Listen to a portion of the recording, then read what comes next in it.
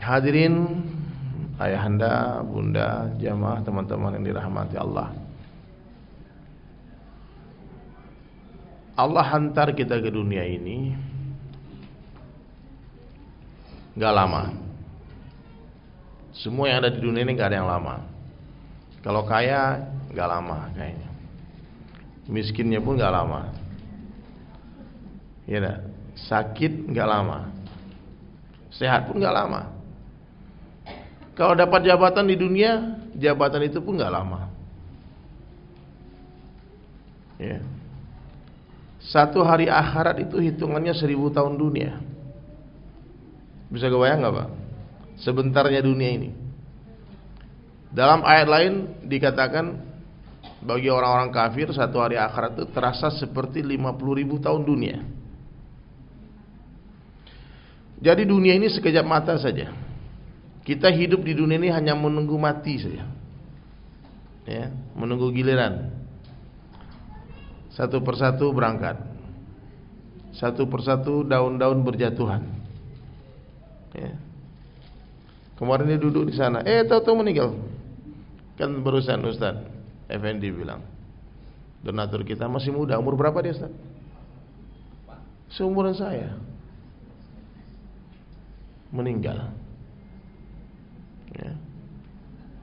Ada yang hadir di majelis yang bulan lalu, hari ini udah nggak ada, betul?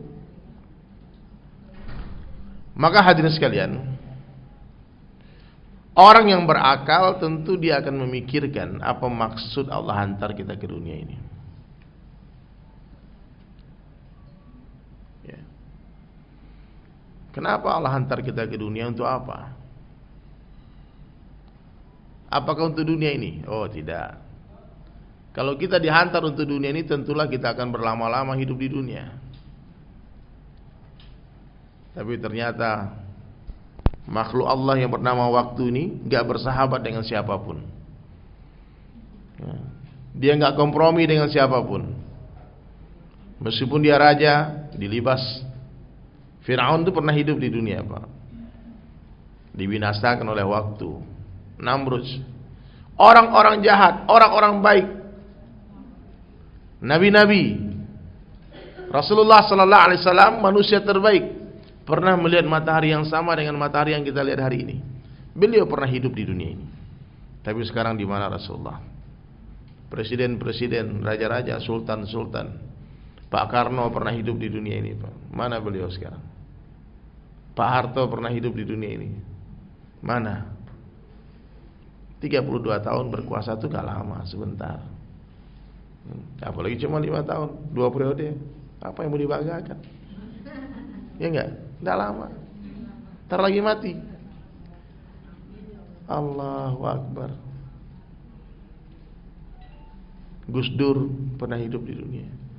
Ini sebagian sebesar sini anak ada lagi ayah ibunya nih. Ya, nenek kita, kakek kita. Bahkan anak-anak kita sebagian ada yang sudah meninggalkan kita. Lahir memang lebih duluan ibu dari anak. Tapi kalau urusan kematian, kadangkala lebih duluan cucu dari kakek. Maka kita merenung sesaat. Saya kadang sering duduk tuh mikir, ya Allah, ini mati, ini beneran ini. Kalau aku mati, aku gak bisa lagi bertemu dengan ini, itu, gak bisa ngapain lagi, sendirian dikubur. Ngapain di sana ya? Ada apa di sana ya? Kita belum pernah ke sana, tapi ada orang yang pernah melihat alam kubur. Siapa? Rasulullah sallallahu alaihi wasallam. Dan beliau bercerita tentang apa yang kau perlukan di sana nanti, apa yang kau perlukan di mahsyar, di sirat. Pak, meskipun apa yang disampaikan Nabi itu enggak perlu di dunia ini. Orang kita mau ke Jepang ini, musim dingin di Jepang. Terus kita tanya sama orang yang pernah ke Jepang, aku mau ke Jepang. Dia bilang, Bu, Kak, kalau ke Jepang siapkan jaket yang tebal, sekarang musim salju. Meskipun Jakarta panas, kita nggak perlu jaket. Beli nggak jaketnya Pak? Pakai sepatu boot Bang, pakai itu semua, pakai tutup kepala itu semua, kupingnya ditutup, pakai sarung tangan. Kita nggak perlu di Jakarta, tapi karena itu nanti diperlukan di Jepang, kita akan persiapkan dari sini. Ya Pak. Sekarang kayak sekarang nih, kamu perlu ini, perlu itu dikubur nanti. Nggak perlu rasanya di dunia ini. Ngapain juga? Orang nggak sholat tuh kaya juga.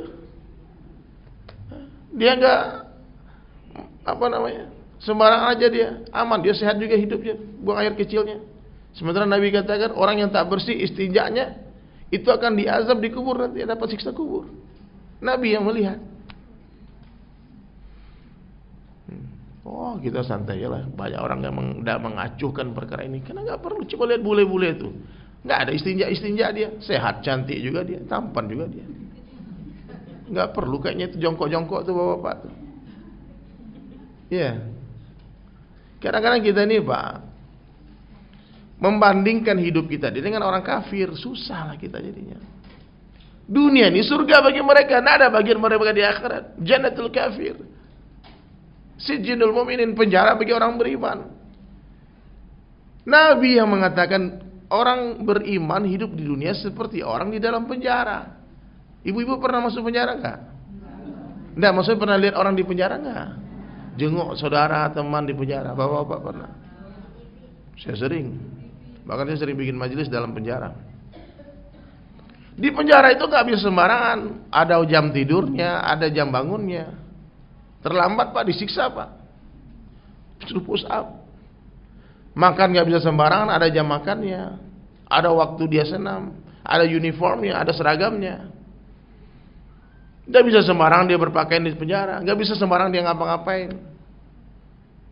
Ada peraturan yang hidup dalam penjara. Tapi ingat, sebentar lagi mereka akan bebas keluar dari penjara selama-lamanya.